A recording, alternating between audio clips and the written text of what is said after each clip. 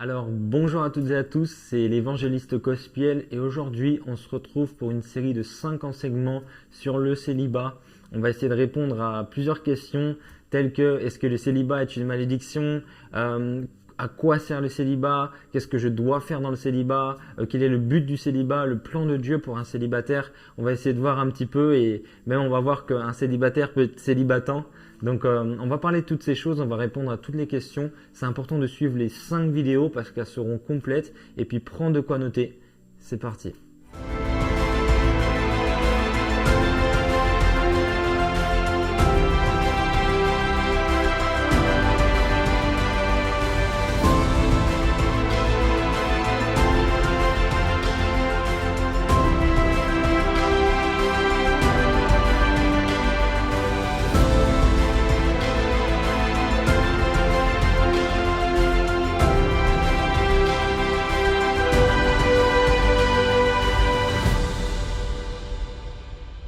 Alors le thème d'aujourd'hui est est-ce que le célibat est une malédiction? Alors il y a beaucoup de personnes qui pensent et qui me disent voilà, je suis pas marié, du coup je pense qu'on m'a jeté un sort, je pense que Satan m'attaque, Satan attaque mon mariage, Satan me fait du mal. Et en fait on parle que de Satan, de Satan, de Satan quand on parle du célibat. Mais on parle pas assez de Dieu et de Dieu quand on parle de cette période du célibat. Parce que moi ça m'a un petit peu inquiété lorsque je vois quelqu'un dire le jour où je serai marié, je serai enfin heureux. Le jour où je serai marié, j'aurai vraiment plein de choses qui vont se mettre en place. Je vais créer une marque et tout ça. Le jour où je serai marié, avec ma femme, on va servir Dieu. Avec mon mari, le jour où je serai marié.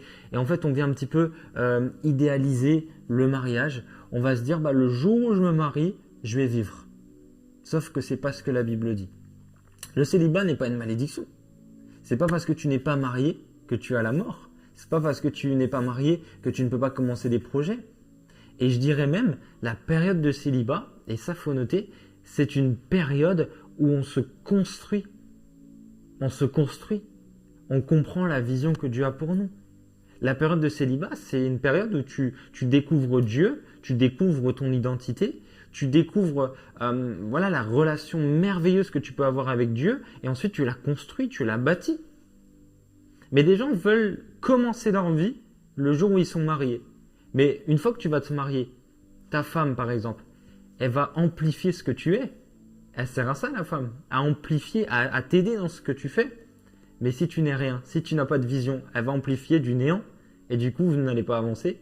Moi, quand je me suis marié, j'ai été étonné de voir que Émeraude, ma femme, elle n'avait pas le rôle de forcément me donner plein d'idées. Mais elle était plus là pour me soutenir dans les idées que j'avais. C'est-à-dire que c'est une femme brillante, elle est intelligente, elle est plus dans l'exécutif. Et c'est là où c'est intéressant, c'est que lorsque tu te maries, souvent l'homme il va dire il faudrait faire ça, et ça, et ça, et ça. Et la femme va dire oui mais. Donc les et ça, c'est les visionnaires, et les oui mais, c'est les gestionnaires. Il y a les visionnaires et les gestionnaires. Et je pense qu'il faut être un visionnaire, il faut comprendre la vision que Dieu a pour toi, il faut comprendre ce que le Seigneur veut de toi avant de te marier, parce que ton conjoint va amplifier ce que tu es. Par exemple, Émeraude, ma femme, est venue me trouver, je prêchais dans les métros, je prêchais dans la rue, j'évangélisais dans le monde entier, je faisais des vidéos, des conférences, j'étais invité dans les églises, je faisais du coaching personnel dans la foi, j'encadrais des personnes, j'avais déjà baptisé, j'avais déjà un petit peu une structure, mais tout n'était pas parfait. On n'avait pas d'association, on n'avait jamais fait d'appel aux offrandes, avec des campagnes de dons. Du coup, on galérait énormément pour nos déplacements. Moi, je dormais chez des habitants, je me faisais voler des affaires. Enfin, voilà, je pense que Émeraude est venue apporter une dimension de sérieux dans ce que je faisais. Et elle a, je trouve, transformé en fait une œuvre bonne en une œuvre parfaite. Dieu l'a utilisée. Et en fait, c'est important que tu puisses déjà créer ta marque de vêtements pendant que tu es célibataire, que tu puisses découvrir ce que Dieu est là pour toi. Par exemple, tu as à cœur de faire des formations de make-up, par exemple. Tu as à cœur de faire des choses, mais tu te dis, c'est le jour où je serai marié que je vais commencer tout ça. Moi, je pense que le mariage va te prendre beaucoup de temps et des fois, ça sera même peut-être contre-productif. C'est-à-dire que tu auras plus envie de passer du temps avec ton chéri, ta chérie, que de commencer à faire plein de projets. En fait, c'est bizarre ce que je suis en train de dire, mais Le mariage, ça peut être une zone de confort où tu préfères regarder des films plutôt que d'évangéliser, où tu préfères rester un peu dans la chambre avec ton conjoint, ton conjointe, plutôt que d'appeler des âmes et de les encourager, de faire du suivi, voilà, de rentrer dans ce que Dieu a pour toi. Et c'est une réalité, c'est que on idéalise le mariage, mais il faut idéaliser Christ plus que le mariage. Il faut idéaliser ce que Dieu veut, le plan de Dieu, la volonté de Dieu, ça doit être ton idéal. Et c'est pas le mariage qui est la solution à tous les problèmes. Et je dirais même, c'est même un problème dans toutes tes solutions.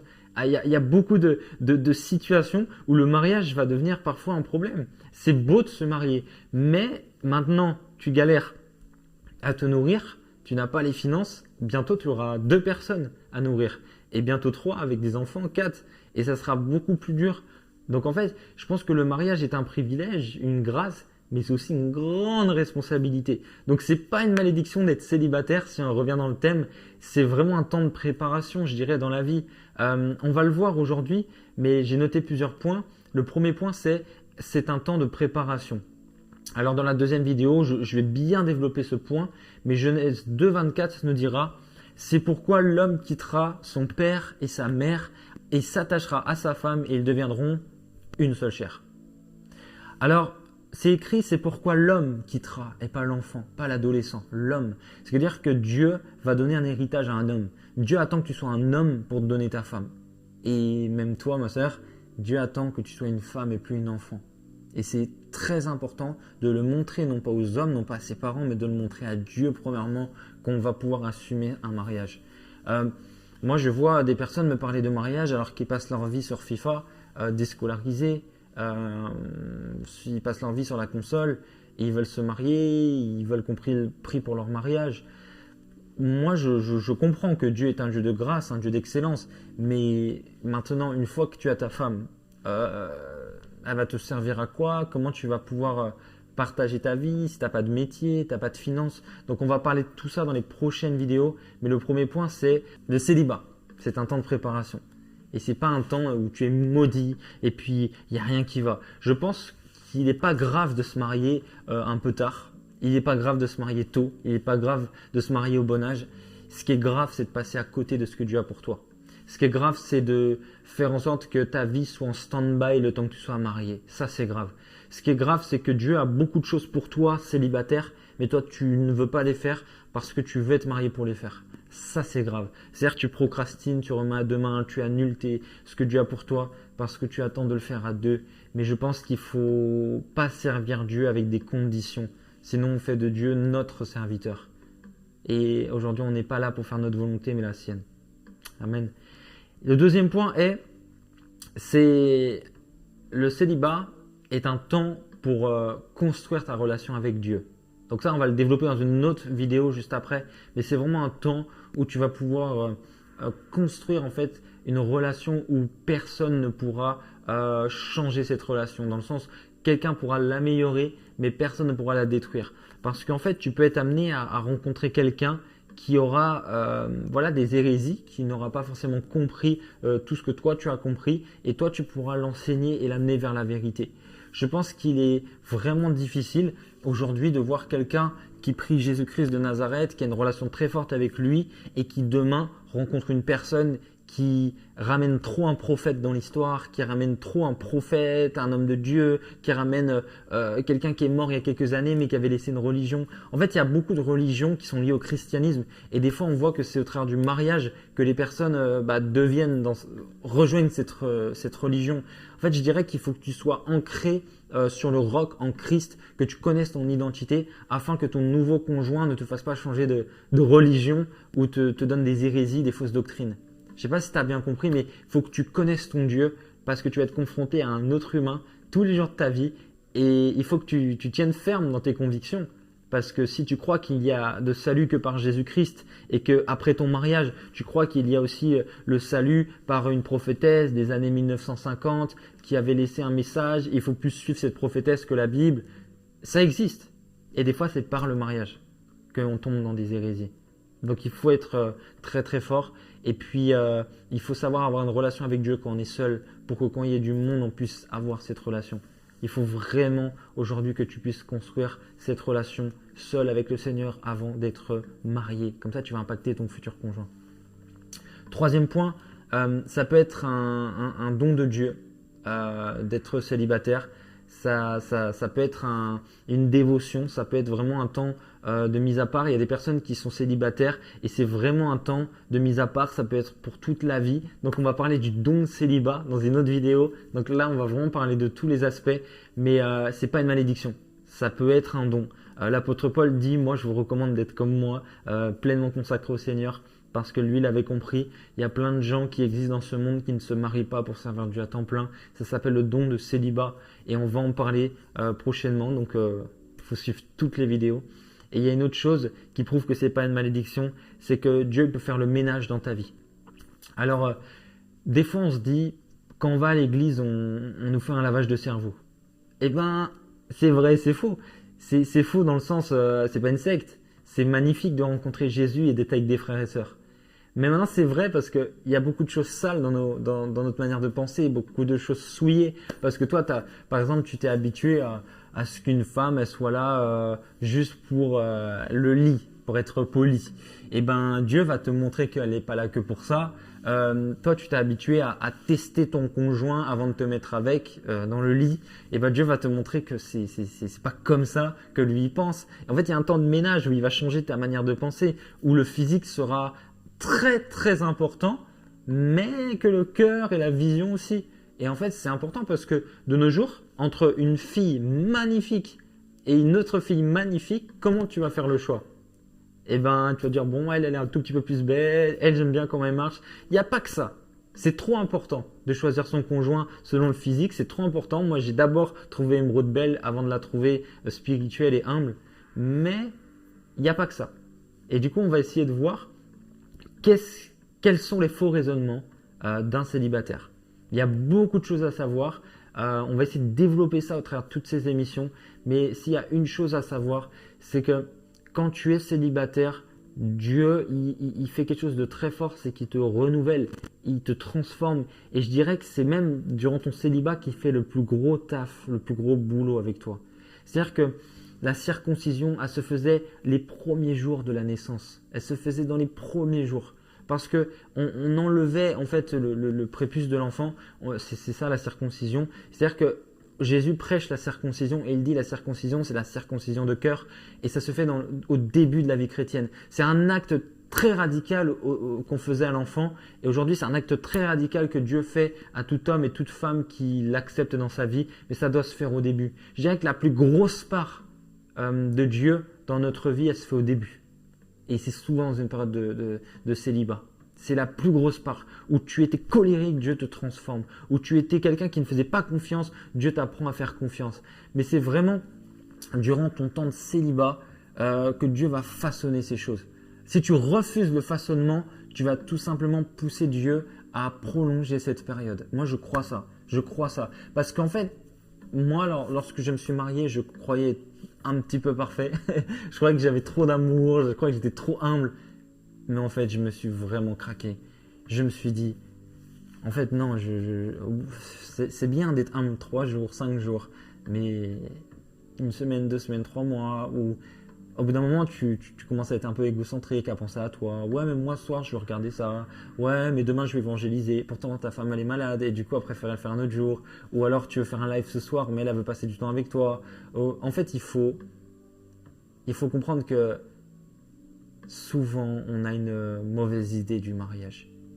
On pense que la personne, elle va juste... Allez, je vais dire des mots un peu durs. Elle va juste fermer sa bouche et elle va te suivre. C'est quelqu'un qui est humain, qui va partager ta vie.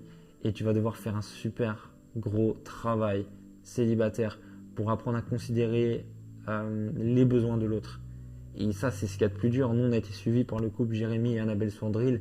Et il y a eu tellement de conseils. Et bah, ça bloquait surtout de mon côté. Parce que moi, en fait, j'avais trop la vision. Mais je ne tenais pas compte de ses besoins, elle. Et je pense que la période de célibat, elle m'a permis de faire un gros travail, mais il en restait en fait, moi, quand je me suis marié. Mais je pense que toi, tu peux faire une énorme part durant ton célibat et fais en sorte que le jour où tu te maries, que la personne n'épouse pas du néant. mais qu'elle épouse quelqu'un qui est pleinement accompli. Amen, il y aura encore à faire. Mais que cette personne puisse amplifier une vie de prière, amplifier une vie de méditation, amplifier une vie d'entrepreneuriat, mais pas amplifier du néant. C'est hyper important. Amen. Alors c'était comme une introduction, parce qu'on va aller de profondeur en profondeur durant les autres vidéos. Et ça paraît peut-être trop rapide, mais c'est pas trop rapide, parce que si tu as noté des choses qui vont te servir. Alors, il faut toujours prendre des notes. Et ensuite, on va continuer, on va développer. Mais s'il y a une chose qu'il faut retenir de cette vidéo, c'est que le célibat est une mise à part, je le crois, pour que Dieu te révèle sa vision, pour que Dieu te révèle son plan. Et ensuite, tu vas commencer à accomplir quelque chose et quelqu'un va venir pour te soutenir dans cette vision. Donc, mesdames, lancez-vous, lance-toi. Mon frère, lance-toi, lance-toi dès aujourd'hui. Je sais que pendant que je te parle, le Saint-Esprit me dit qu'il y a quelqu'un qui a un projet. Et puis même si c'est de créer un carnet, créer un planeur, créer une marque de cosmétiques, que c'est de créer une marque de vêtements, que c'est d'aider les SDF, de servir le Seigneur, d'évangéliser, de fonder une église. Je ne sais pas quelle est la vision que Dieu te met à cœur pendant que je te parle, mais lance-toi. Et le jour où tu te marieras, la personne viendra t'aider dans cette vision. Amen. Alors je vais juste pouvoir prier pour toi et je te recommande entre les mains du Seigneur. Et je prie que la personne que tu pourras rencontrer soit la bonne personne, que le Seigneur Jésus-Christ éloigne toutes les mauvaises personnes de toi, qu'à partir d'aujourd'hui, que si tu rencontres quelqu'un, que ce soit la bonne, j'éloigne les mauvaises personnes de ta vie dans le nom de Jésus. Je bénis ton futur mariage et je déclare que ton célibat n'est pas une malédiction, mais que ton célibat soit un temps béni, où tu puisses connaître tout ce que Dieu a pour toi, que tu puisses partir en mission, que tu puisses faire des belles rencontres et que tu puisses grandir dans la parole et dans la vision que Dieu t'a donnée. Dans le nom de Jésus. Amen. Amen. Alors, je vous remercie d'avoir suivi cette vidéo. Il y en aura encore 4 autres. Donc, ça sera vraiment un enseignement très complet. On l'espère par l'Esprit de Dieu. Et on remercie tous ceux qui soutiennent le ministère. Si vous voulez soutenir, c'est dans la bio. En tout cas, merci à tous et à très bientôt.